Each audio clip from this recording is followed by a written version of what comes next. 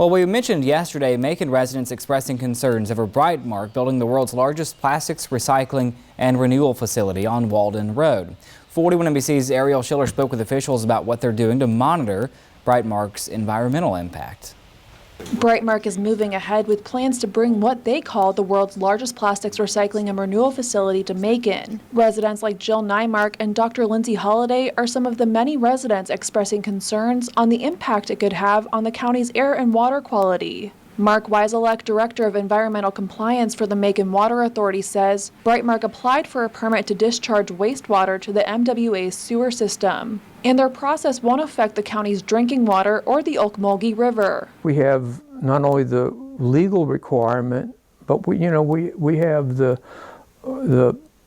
moral requirement, you could look at it that way, to ensure that our waters are protected and that the community is served properly. Stephen Adams, Executive Director for the Macon-Bibb-Industrial-Authority, says they worked with Brightmark during the site selection process. According to a report titled All Talk and No Recycling, 37 chemical recycling projects have been announced in the last 20 years. It also states none of the 37 projects can prove they successfully recycle plastic at a commercial scale. When asking Adams about the report that names Brightmark as one of 3 operational plastic recycling plants, he says they're aware of it and will closely monitor other reports like it. We are going to rely heavily and trust that our state and federal regulatory agencies are completing their activities very thoroughly so as to protect the safety and welfare of our community.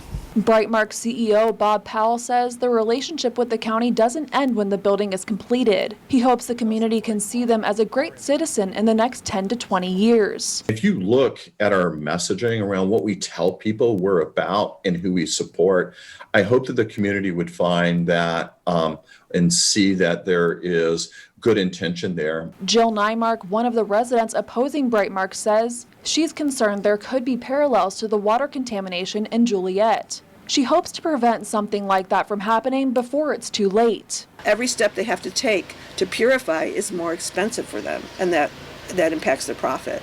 So, they're not going to curb that unless there's, community outcry.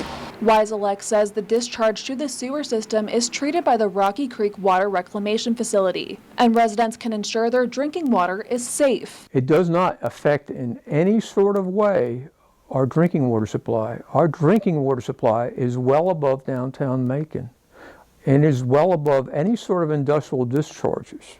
In Macon, Ariel Schiller, 41 NBC News.